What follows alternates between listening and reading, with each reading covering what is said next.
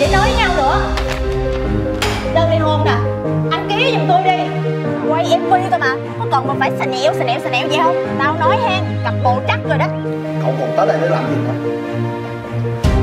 Nói vậy thôi. Dạ, thưa ngoại, thưa ba, thưa mẹ. Rồi ba về với con. Bữa khác ba thích với con nha. Dạ thưa mẹ con về.